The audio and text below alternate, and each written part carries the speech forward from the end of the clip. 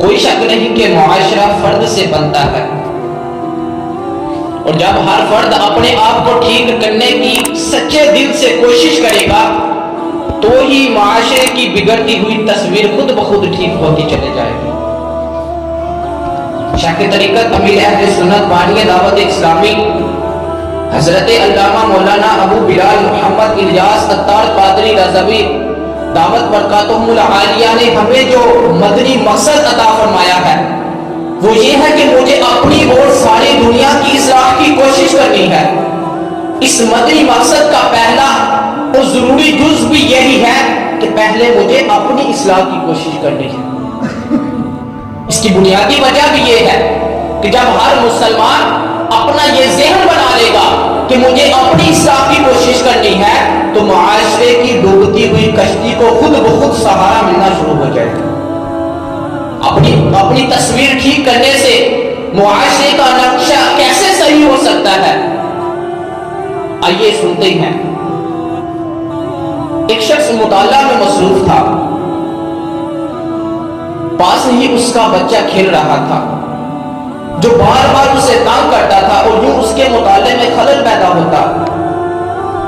باپ نے بیٹے کو کئی بار سمجھایا مگر بچہ تھوڑی دیر تو سکون میں رہتا، مگر جیسے ہی وقت گزرتا وہ پھر سے کسی شرارت میں مشغول ہو جاتا۔ باپ بچے کی شرارتوں سے بہت پریشان ہوا، یہاں تک کہ اس کے سر میں درد ہونا شروع ہو گیا۔ آخر اس کے دماغ میں ایک ترکیب آئی، اس نے قریب ہی موجود کسی ملک کے نقشے کو پھاڑ کر ٹکڑے ٹکڑے کر دیا اور اپنے بیٹے کو دیتے ہوئے کہا، بیٹا دوسرے کمرے میں جا کر یہ نقشہ درست کر لاؤ۔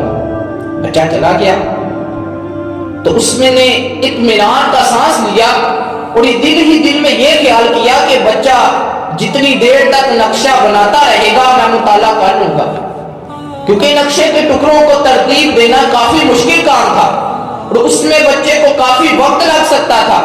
بچہ چلا گیا، باپ نے اطمینان سے مطالعہ شروع کر دیا۔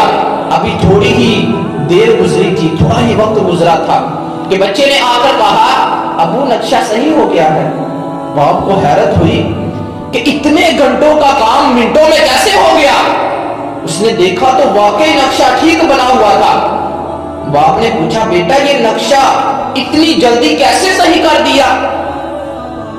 تو بیٹے نے بتایا، ابو جان جب آپ نے نقشہ پھاڑا تھا تو میں نے دیکھا اس کے پیچھے ایک آدمی کی تصویر ہے، لہذا میں نے نقشہ صحیح کرنے کے بجائے آدمی کی تصویر کو ٹھیک کرنا شروع کر دیا، جس کا نتیجہ یہ نکلا کہ نقشہ خود بخود ٹھیک ہو گیا۔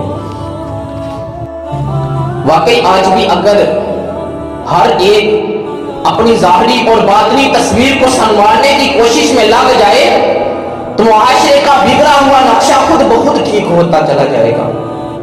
آج ہمیں معاشرے کے بگڑے ہوئے نقشے کی اصلاح کی بڑی فکر ہے، مگر افسوس اس خواہش میں ہم نے اپنی تصویروں کو فراموش کر دیا ہے۔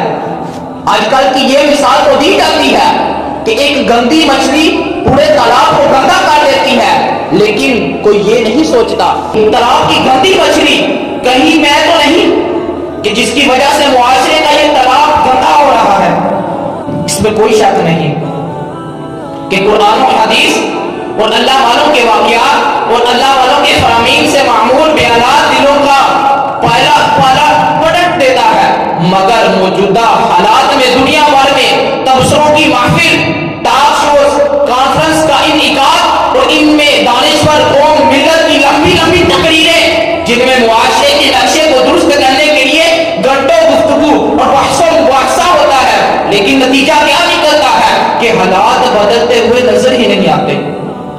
آج ہمارا حال بھی عجیب و غریب ہو چکا ہے کہ ہم چند برائیوں کو تو برائی سمجھتے ہیں، مگر کثیر برائیاں ایسی بھی ہیں جنہیں برا کہنا تو بڑی دور کی بات، برا سمجھتے بھی نہیں۔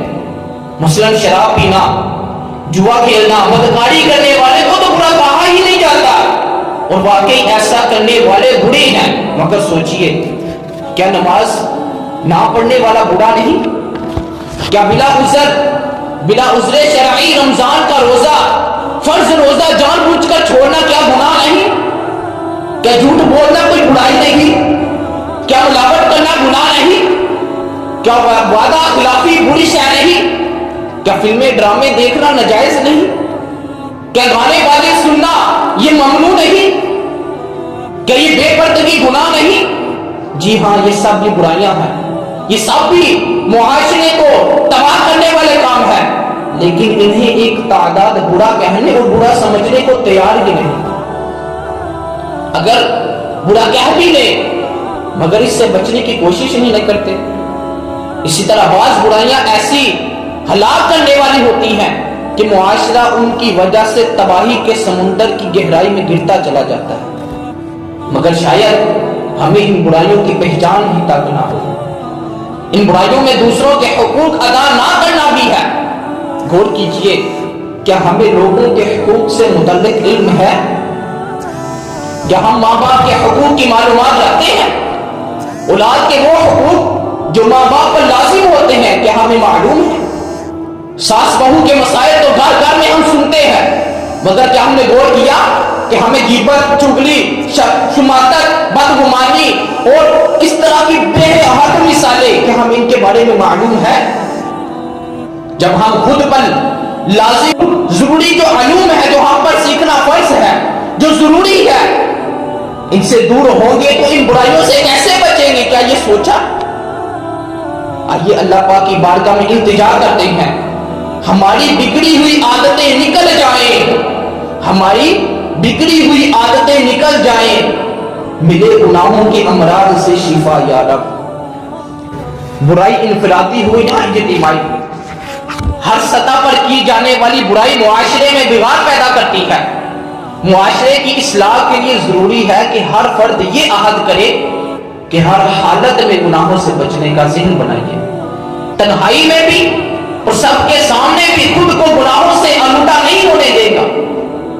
بعض گناہ اور برائیاں وہ ہیں جو ہمارے معاشرے میں بہت عام ہو چکی ہیں اور معاشرے کی تباہی اور بربادی میں ان کا بڑا کردار ہے، مگر افسوس ان برائیوں کا نشہ ایسا ہے کہ ایک شخص یہ برائیاں کرتے وقت یہ سوچ رہا ہوتا ہے اس سے کچھ نہیں ہوگا، اس سے کسی کا کیا بگڑے گا، اس سے کسی کا کیا نقصان ہوگا، لیکن حقیقتاً وہ برائیاں نہ صرف کسی ایک شخص کے لیے بلکہ پورے معاشرے کی تباہی کا باعث بن جاتی ہیں۔ اگر ایسی چند برائیوں پر قابو پا لیا جائے، معاشرے کا ہر فرد ان سے بچنے کا ذہن بنا لے تو بیمار معاشرہ ایک صحت مند معاشرے میں تبدیل ہو سکتا ہے۔ ہمارے معاشرے کو تباہی کے کنارے کھڑا کرنے میں جو برائیاں سر فہرست ہیں ان میں سے ایک برائی جھوٹ ہے۔ جھوٹ ہمارے معاشرے میں اپنی جڑیں اتنی مضبوطی کے ساتھ گاڑ چکا ہے کہ اب ایک کا داور درخت بن چکا ہے اور معاشرے کا تقریباً ہر طبقہ اس کی لپیٹ میں ہے۔ جھوٹ تمام گناہوں کی جڑ ہے، جھوٹ تمام بری عادتوں میں سے سب سے بری عادت ہے، جھوٹ تمام مذاہب کے نزدیک برا سمجھا جانے والا عمل ہے، جھوٹ ایمان کو کمزور کرنے والا عمل ہے اور جھوٹ معاشرے میں بگاڑ پیدا کرنے کا سبب بنتا ہے۔ جھوٹ باہمی اعتماد کو ختم کرنے والا بدترین عمل ہے۔ جھوٹ شیطان کو پسندیدہ کام ہے، جو جھوٹ بولتا ہے وہ شیطان کا پسندیدہ ہے۔ جھوٹ انسانی تعلقات کو خراب کرنے والا ہے، سب سے بڑھ کر یہ کہ جھوٹ اللہ پاک اور اس کے رسول صلی اللہ علیہ وسلم کی ناراضگی کا سبب ہے۔ بار بار جھوٹ بولنا ایمان کی کمزوری پر دلالت کرتا ہے، جبکہ ہمارے ہاں بات بات پر جھوٹ بولنا تو بہت عام ہے۔ جھوٹا شخص یہ سمجھ رہا ہوتا ہے کہ جھوٹ بول کر مجھے کوئی نقصان نہیں ہوگا بلکہ فائدہ ہی فائدہ ہوا ہے، حالانکہ جھوٹ جھوٹے شخص کے باطنی بگاڑ کا سبب بنتا ہے۔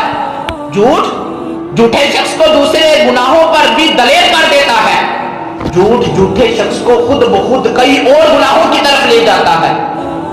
جھوٹ کے مرض کا انداز بھی نرالا اور غیر محسوس ہوتا ہے۔ انسان یہ سمجھتا ہے کہ ایک آدھ بار جھوٹ بولنے میں کوئی بڑا گناہ نہیں ہے، حالانکہ یہی ایک آدھ بار کا جھوٹ بڑے فسادی کا سبب بن جاتا ہے۔ یہی ایک آدھ بار کا جھوٹ بندے کی آخرت کو تباہ کر سکتا ہے۔ یہی ایک آدھ بار کا جھوٹ بندے کی شخصیت کو داغدار کر سکتا ہے. یہی ایک بار کا جھوٹ پورے معاشرے کا بگاڑ اور تباہی کا سبب بنتا ہے. آئیے سنتے ہیں کہ جھوٹ کہتے کسے ہیں. علامہ عبدالغنی رحمت اللہ تعالی علیہ تحریر فرماتے ہیں حقیقت کے برعکس یعنی الٹ، حقیقت کے الٹ کوئی بات کی جائے وہ جھوٹ ہے. جو حقیقت ہے اس کے الٹ کوئی بھی بات کی جائے وہ جھوٹ ہے. افسوس، صد کروڑ افسوس، اب تو جھوٹ بولنے والوں نے معاذ اللہ جھوٹ کو برائی سمجھنا ہی چھوڑ دیا ہے. دنیا میں جھوٹ بول کر کچھ لوگوں کا فائدہ اٹھانا، جھوٹے چٹکلوں کے ذریعے دوسروں کو ہنسانا، جھوٹے خواب سنا کر دوسروں کا دل بہلانا، بلکہ جھوٹے خواب سنا کر دوسروں سے پیسے بٹورنا، اپنے نام کے ساتھ جھوٹے القابات لگا کر عزت اور شہرت کی محبت کا سامان کرنا، جھوٹے بہانے تلاش کر ذمہ داریوں سے منہ پھیرنا، جھوٹی سفارشیں کر کے حقداروں کا حق روکنا، جھوٹی قسمیں کھا کر گٹیا مال کو اعلیٰ بتا کر فروخت کرنا، لین دین کے تعلق سے جھوٹے وعدے کر کے دوسروں کی مجبوریوں سے کھیلنا، دوسرے جھوٹے آثار بنا کر اپنے لیے دوسروں کی ہمدردیاں سمیٹنا وغیرہ، یہ سب جھوٹ کی صورت جو ہمارے معاشرے میں گویا رچ بس چکی ہیں. ذرا سوچئے، جب ترقی کرنے کا راز کثرت سے جھوٹ کو سمجھا جائے کہ جب مال میں برکت کثرت سے جھوٹ کو سمجھا جائے تو معاشرہ کیسے ترقی کرے گا. جھوٹ بولنے کی سزا بہت ہی بھیانک ہے. چنانچہ نور کے بہکر تمام نبیوں کے سرور صلی اللہ تعالی علیہ وآلہ وسلم نے ارشاد فرمایا، خواب میں ایک شخص میرے پاس آیا، بولا چلیے.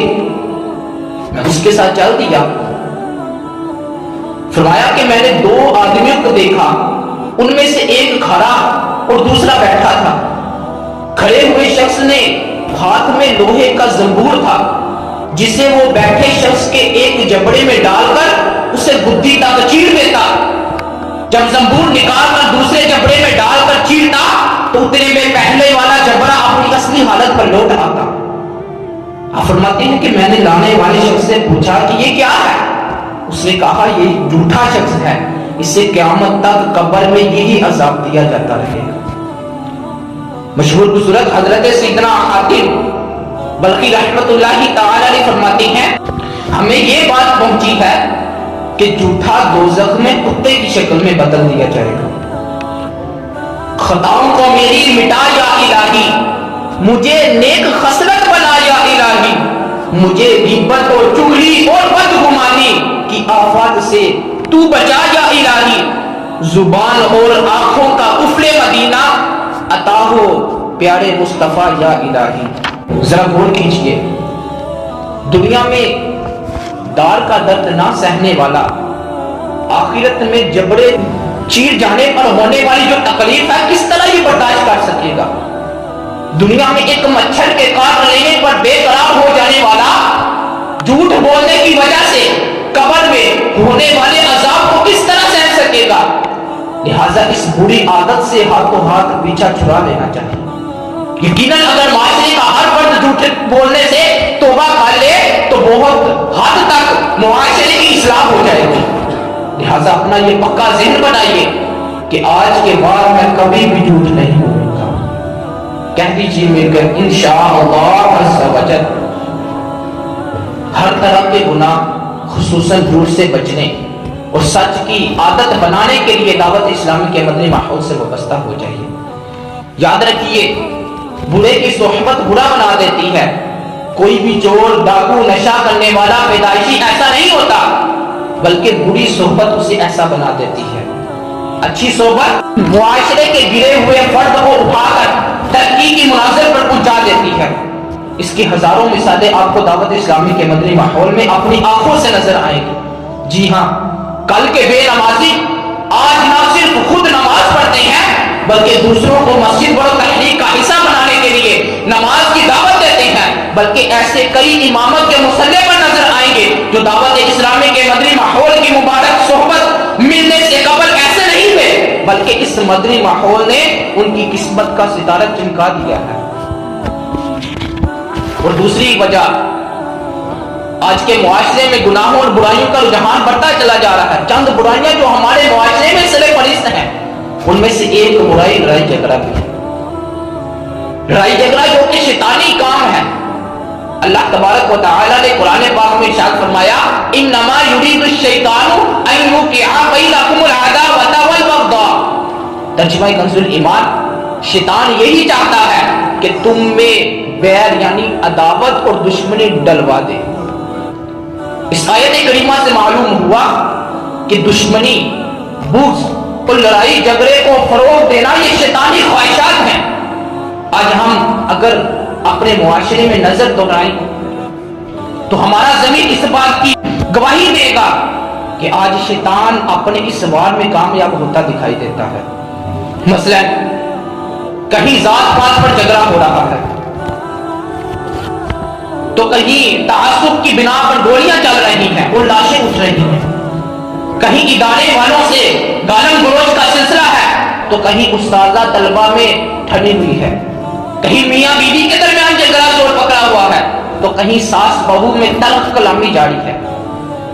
کہیں دکاندار کاروباری پراپرٹر ایک دوسرے کا گلا گھونٹ رہے ہیں تو کہیں مالک و مکان اور کرایہ داروں میں ہاتھا پائی ہو رہی ہے. کہیں کنڈکٹر اور سواریوں میں لڑائی جھگڑا ہو رہا ہے تو کہیں ٹھیا لگانے والوں میں تلخ کلامی ہو رہی ہے. کہیں ڈاکٹر اور مریض ایک دوسرے سے بے صبری کا مظاہرہ کر رہے ہیں تو کہیں ٹھیکیدار ملازمین آپس میں گٹم گو کر رہے ہیں. کہیں پڑوسی ایک دوسرے کے خون کے پیاسی ہیں تو کہیں رشتہ داروں میں ناراضگی ہے. کہیں امام اور مقتدیوں میں دوری بڑھتی جا رہی ہے تو کہیں مسجد کمیٹی اور نمازی حضرات آپس میں ناراض ہیں. کہیں برسوں کے دوستوں میں انبن چل رہی ہے تو کہیں پورا گھر ہی میدان جنگ بنا ہوا ہے. کہیں خونی رشتے اور ان کا احترام داؤ پر لگا ہوا ہے تو کہیں سگے بائی میں پھوٹ پڑی ہوئی ہے. الغرض وہ جو کل تک ایک دوسرے کے محافظ تھے، وہ جو کل تک ایک دوسرے پر جان نشاور کرنے والے، وہ جو کل تک ایک دوسرے کی عزت کے محافظ تھے، وہ جو کل تک جن کی دوستی کی مثالیں دی جاتی تھی، وہ جو کل تک جن کے اتفاق اور اتحاد کا شہرا تھا، وہ جو کل تک کی دوستی کی مثالیں دی جاتی تھی، وہ جو کل تک ایک دوسرے کے خلاف ایک لفظ تک سننا بھی گوارا نہ کرتے تھے، وہ جو کل تک ایک دوسرے کے بغیر کھانا تک بھی نہ کھاتے تھے، جو کل تک ایک دوسرے کی کو نیکی کے کاموں کی ترغیب دلایا کرتے تھے، آج آپس میں لڑ رہے ہیں. اتنی لڑائی جھگڑا اس میں کر رہے ہیں کہ لڑائی جھگڑے جیسے منحوس شیطانی کام کی نحوست کے سبب ان کے درمیان نفرتوں کی ایسی مضبوط دیواریں قائم ہو چکی ہیں کہ پھر وہ ایک دوسرے کو دیکھنا بھی گوارا نہیں کرتے.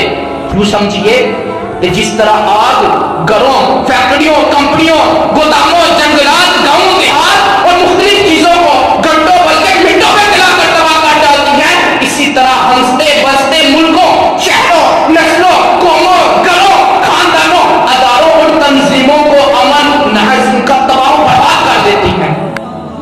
نفرتوں کا بیج بونے میں اکثر لڑائی جھگڑوں کی تباہ کاری ہی کار فرما ہے. یقیناً اگر ہم نے قرآنی احکام کو نظر انداز نہ کیا ہوتا، اگر ہم رسول اکرم نور مجسم سے شاہ بنی آدم کے فرامین پر عمل پیرا ہوتے، اگر ہم نے اپنے بزرگان دین کے ارشادات سے نصیحت کے مدنی پھول چنے ہوتے، اگر ہم علماء حق کے دامن کرم سے وابستہ رہتے، اگر ہم نے لڑائی جھگڑوں کی تباہ کاریوں کو پیش نظر رکھتا ہوا تو آج ہمارا معاشرہ بھی امن و سکون کا گہوارہ ہوتا. ہمارے معاشرے میں یہ جو فساد ہے اس کی ایک وجہ لڑائی جھگڑا بھی ہے. اے خاصان رسول وقت دعا ہے، امت پہ تیری آ کے عجب وقت بڑا ہے. ہم نیک ہیں یا بد ہیں پھر آخر میں تمہارا نسبت بہت اچھی ہے اگر حال برا ہے. فریاد ہے کشتی امت کے لیے وہاں بیڑا یہ تباہی کے قریب آنے لگا ہے. لڑائی جھگڑوں کی تباہ کاری پر مشتمل پیارے آقا نے کیا فرمایا؟ فرمایا اللہ پاک کے ہاں سب سے ناپسندیدہ شخص وہ ہے جو زیادہ جھگڑالو ہے، جو زیادہ جھگڑا کرنے والا ہے.